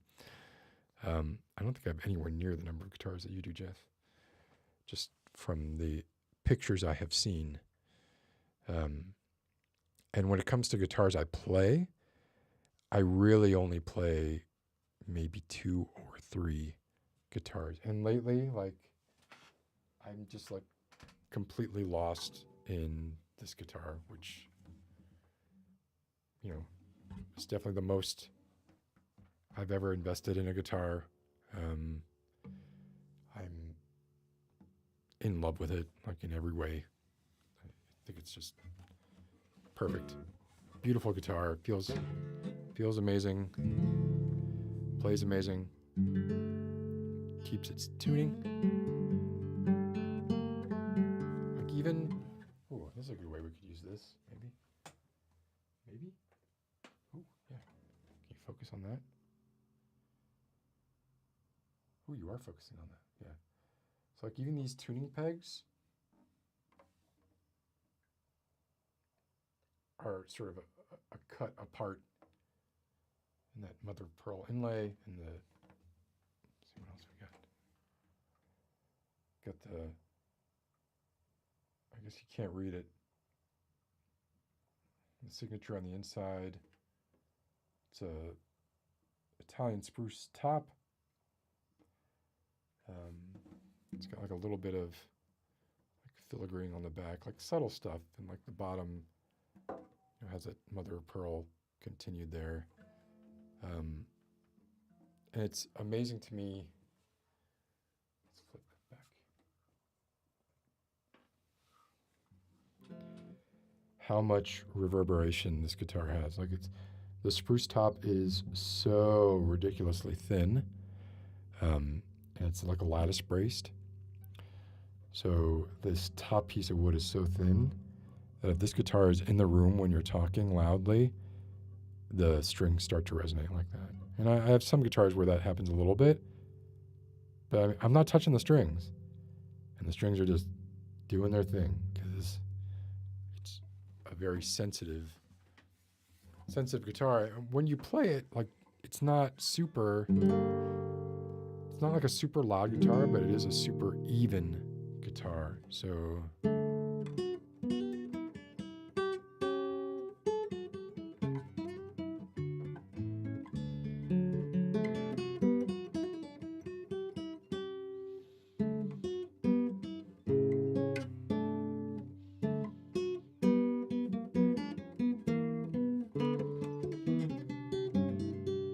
I bit my fingernail of my ring finger, and I was like, damn, I really shouldn't have done that.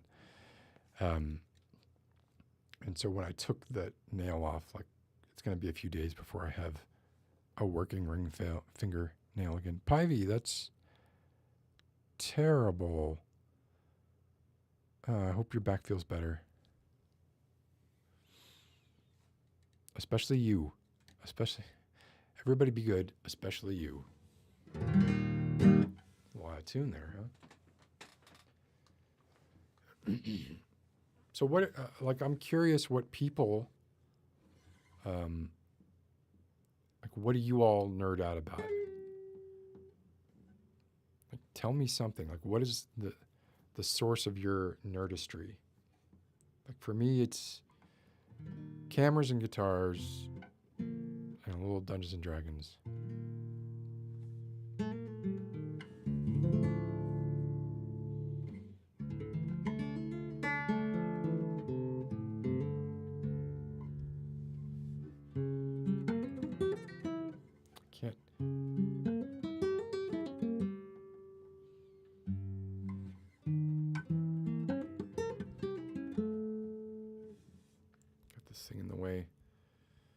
too much going on around me.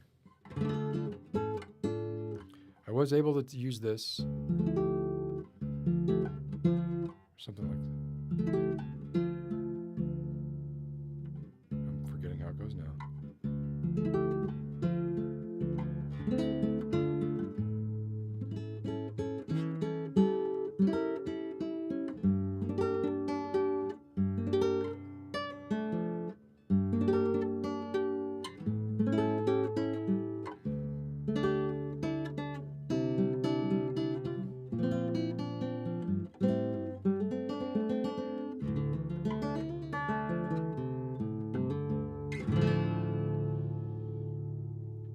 I was able to use that in the Buffalo 66 thing, but I still haven't finished it. And it still doesn't have that.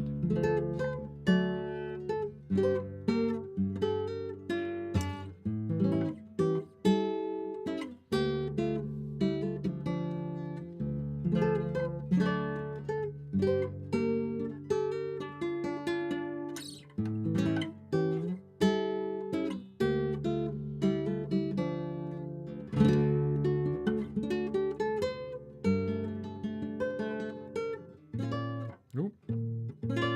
Nope.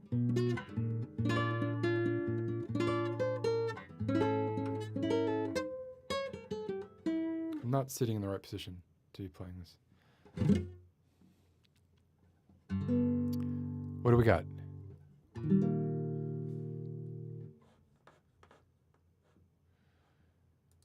Weaving in looms. That's pretty cool. So, like, are we talking about rugs? Like hats? Like what fabric that you then sew into other stuff?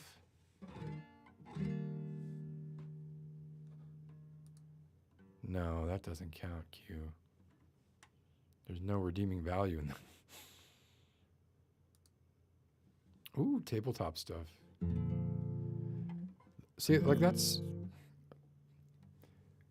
that's social, imaginative, like it increases storytelling ability, requires and exercises storytelling ability. There's so much about like tabletop games. I mean, like there's obviously, you have your Dungeons and Dragons type games, and then you have your like Race for the Galaxy type games that require a little less storytelling, but there's still a very social element going on there.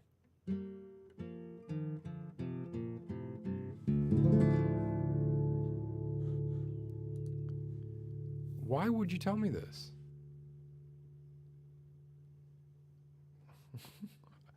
This is the worst thing I've heard in weeks.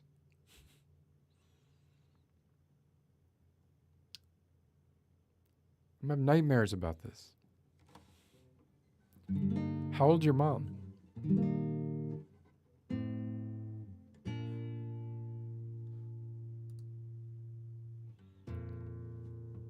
That's a great thing to nerd out about. And film history, too.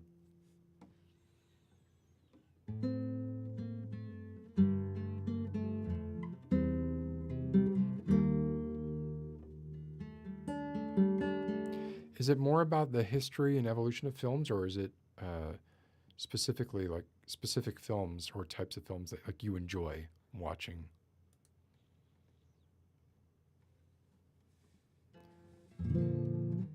You know what's interesting is all those things feed into each other. All right, Excel. I used to have to work in Excel a lot. I'm trying to get back. Where I work now, we use Sheets. So the scripting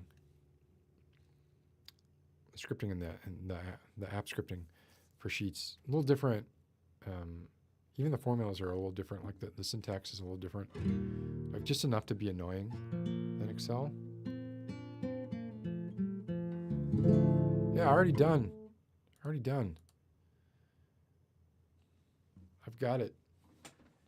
I guess I feel. I don't know how old I feel.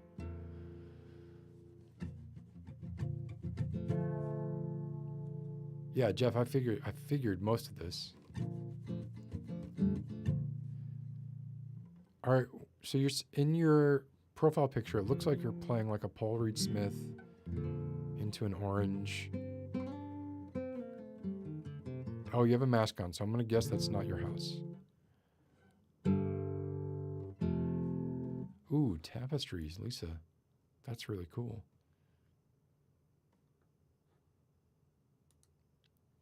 I played Bard's Tale. I don't think I ever played a bard in Dungeons and Dragons. I don't think so. I was always into thieves, wizards, which didn't really have specialist classes when I was doing the majority of my playing. Some of it did.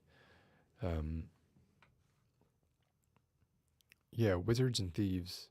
Occasionally, like just a barbarian, which I know is a specialist class.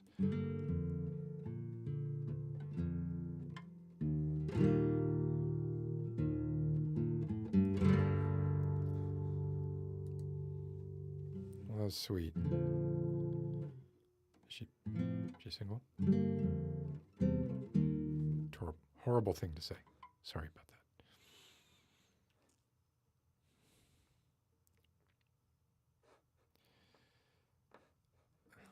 I wouldn't go that far.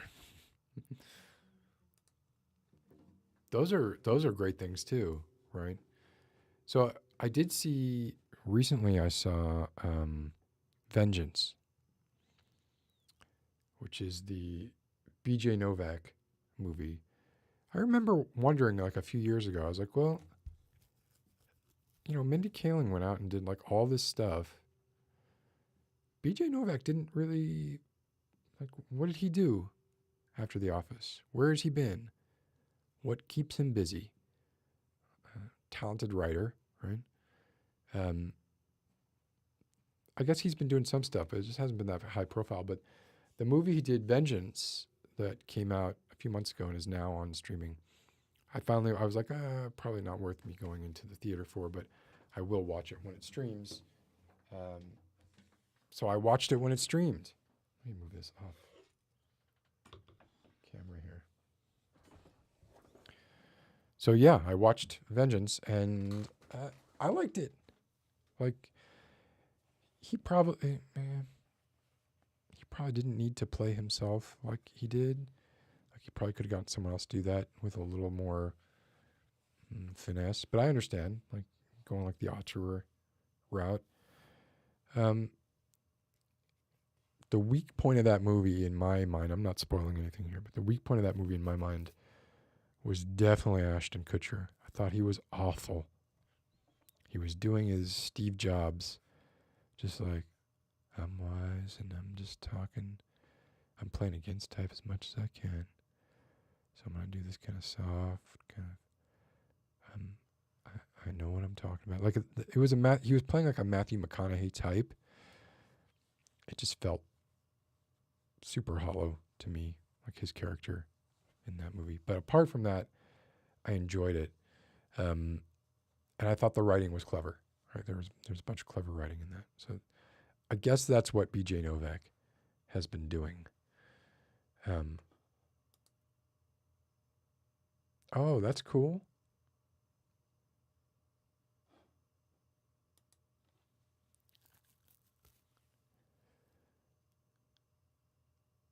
What is the new? I don't even know what the new Hollywood movement is. I figured, yeah. It looked like, it had that look. That Guitar Center look. You can look at that picture and you can kind of smell it. It's not a bad smell. I'm not implying that Guitar Center smell bad. In fact, it's kind of a nice smell. Unless I guess there's a bunch of kids in there sweating up the place.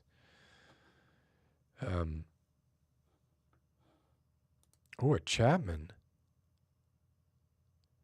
So you have a Chapman. Damn. That's Rob Chapman? Like Rob Chapman, the UK Chapman?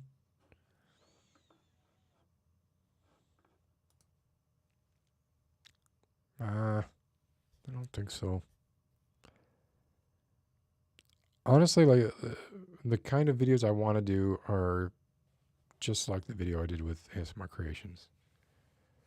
Like, And then they don't have to be based on a movie. It's just, here's a situation. There's at least one other person, maybe two, right? Although those things tend to work best with like two. Go. Like I had more fun doing that video than I had any video in a really long time.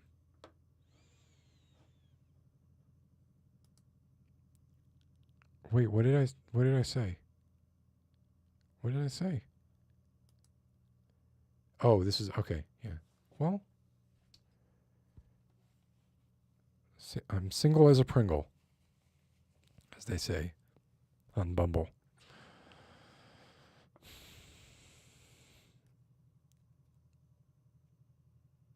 That's my hobby now.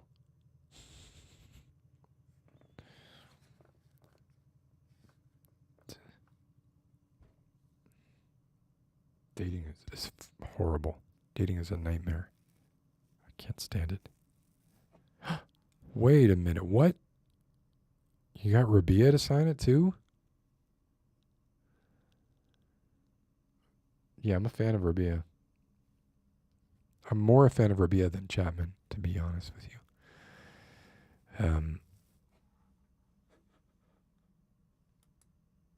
He seems like he would be. Rob Chapman seems like he might be a dick. Which doesn't mean his guitars aren't great.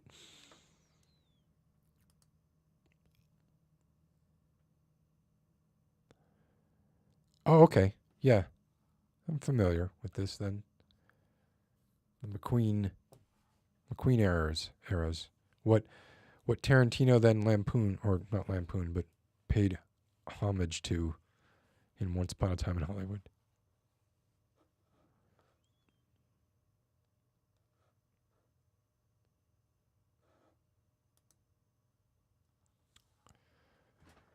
Yeah, like not tongue-in-cheeky. Like I enjoy that. And I'm pugnacious when it comes to, I'm an argumentative person generally, so it comes rather easy to me, which is probably why I'm stuck on dating sites right now. Yeah, everybody is. I've been reading it. So I'm a little nerdy about guitar stuff too, but his DSP work, apparently like the Rabia one, is just incredible. I've heard a little bit of it. It's a little too gent. I don't know. I don't even know how to pronounce that word, but a little too extreme metal for me. At least what I've heard of it. But there's a bunch of patches on it, isn't there?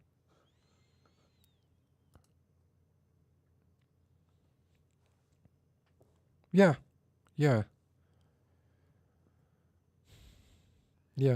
I feel like I'm there. I mean, I'm keeping avenues open, right? I'm not like checking apps every day. And I'm not thinking about it. Yeah, I'm much less sort of stressed about it than I used to be. I used to be really like, well, I think it's because I dreaded it so much. I just dreaded the process so much, and now I feel like I probably care less.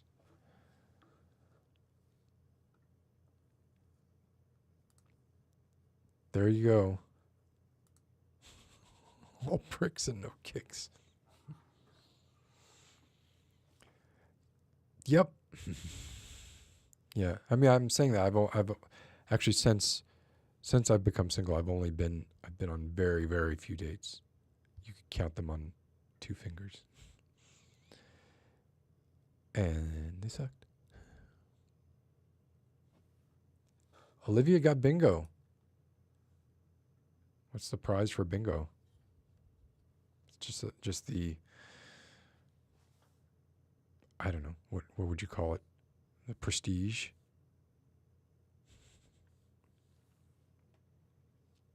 We need to do a Kahoot. Oh, it's pronounced dent. Whenever I see that and think of it, because of its onomatopoeic nature, I think of this band that I used to really get a kick out of when I was younger, called Judd Judd.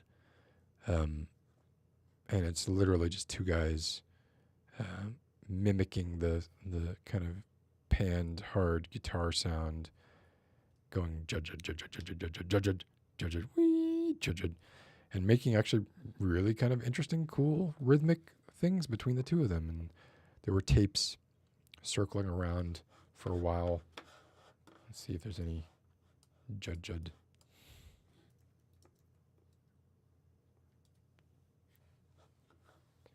Here we go. Judd Judd, no tolerance for instruments. Yeah, so this was something that I was quite familiar with in the music scene back when. Why can I not? Oh.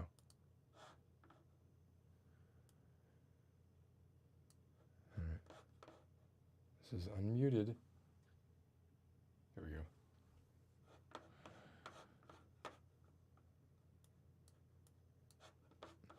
I'm not able to route it through here. It should be right on this one. Strange. Perfect.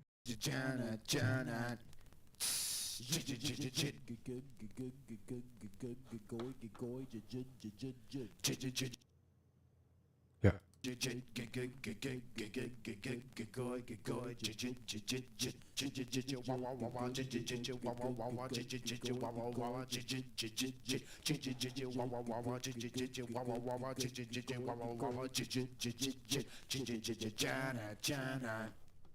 Chicka chicka Janet Jan.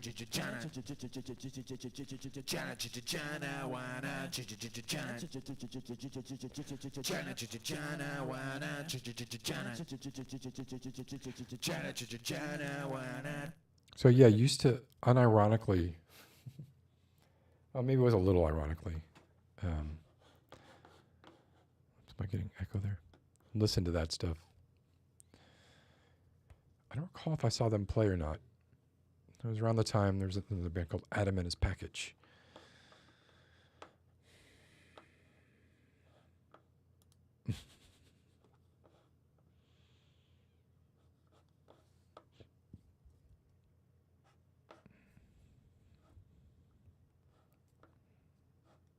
I used to love it. Yeah, just look up Judd Judd. Judd, Jud. I think they're straight edge too. For, whatever that's worth or not worth to you.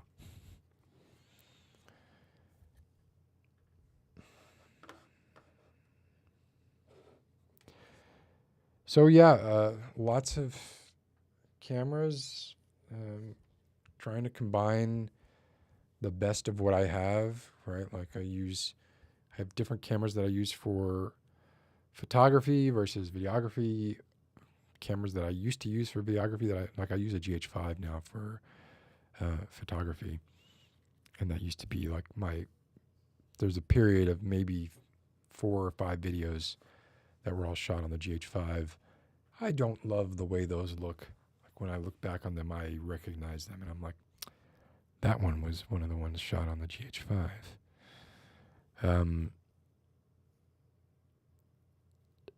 I don't even know that it was 10-bit. It went up from 8-bit in the C100 to the 10-bit in the GH5.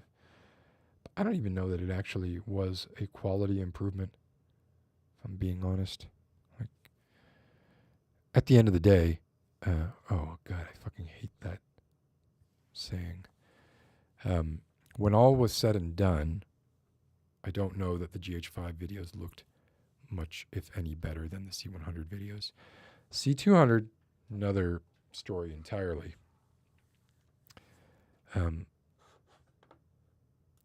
Oh, good night, Jeff and Lexi. Thank you all. Take care. Brush your hair. I like that. But Blackmagics, they punch above their weight. You can do some pretty amazing things with them. So, you get this, you're set. Like I have no excuse now, apart from my own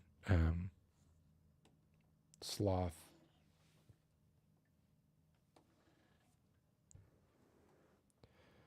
Got the lighting. You might have noticed I'm using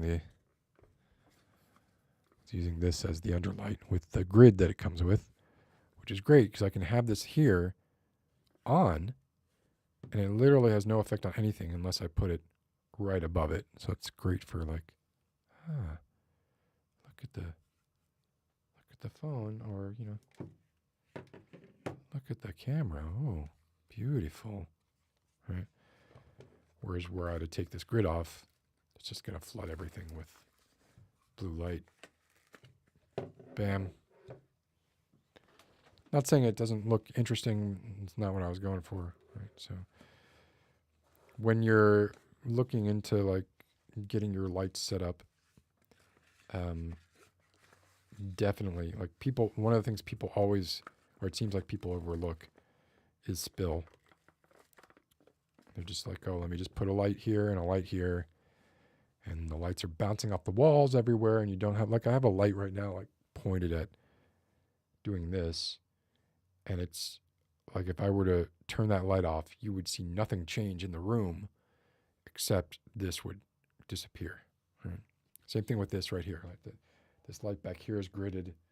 So if I turn it off, although it's so big, it's going to have like a little bit of effect on some other stuff, but it really is supposed to just be right here. Right? Now that light is way back there. So, and it's a big light. So if it weren't gridded, this whole background here would just be flooded with light. But it's gridded, so it makes very little. It makes you can see a little tiny increase in luminance, but gridding. Never underestimate the importance of gridding. Not just having light, but controlling your light. And I think that's what it comes down to. Like, if you're being a nerd, if you want to be a nerd, control your light.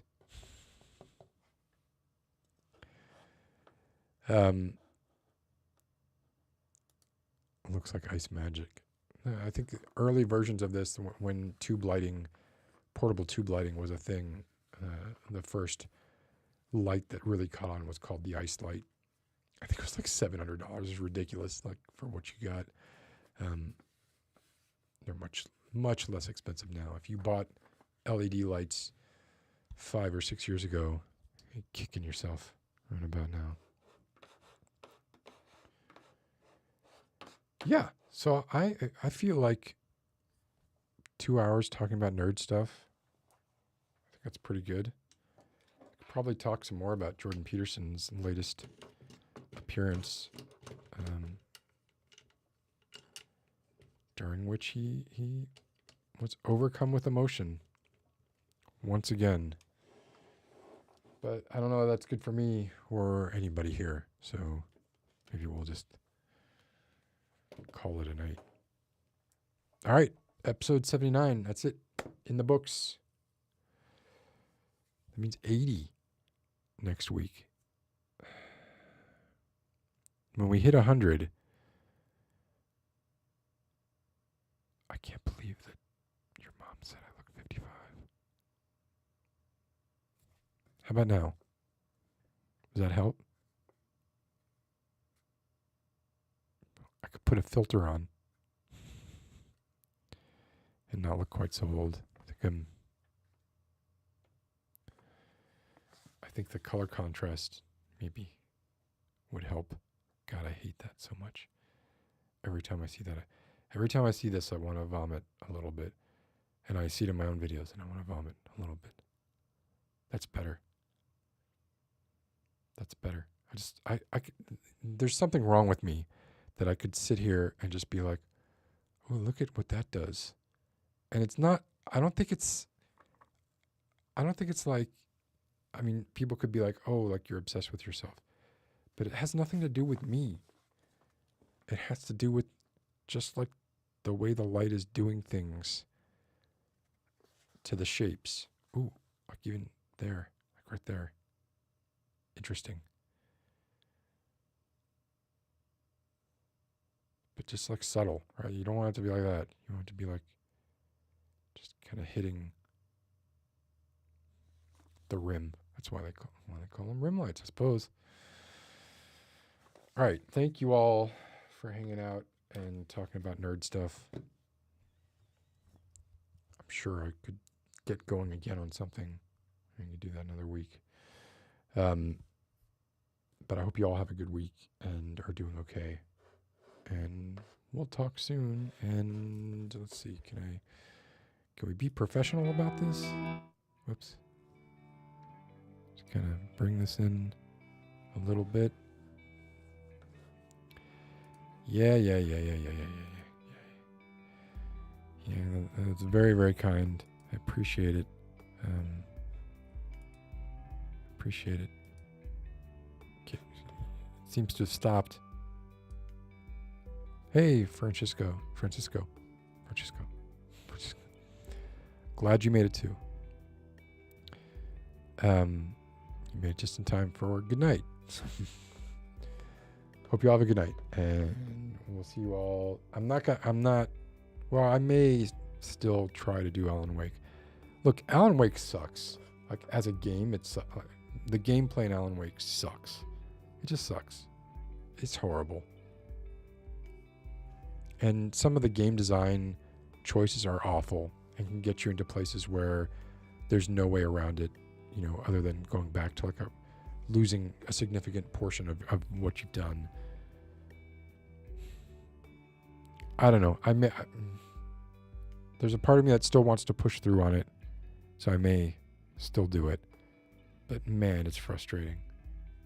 It is frustrating to get through those parts that are just get to the light. The beasts teleport right to you. You're always, it's like a survival game. I'm not into that super limited ammo. I mean, Resident Evil 7 was so well done. Biohazard, so well done. They really got it. But I understand that was years later, so yeah. I'll figure it out. Maybe I will continue, maybe I won't. We'll see. But either way, if I don't see you there, hopefully see you next week. And I hope you all have a good rest of your week and weekend. Good night, everybody.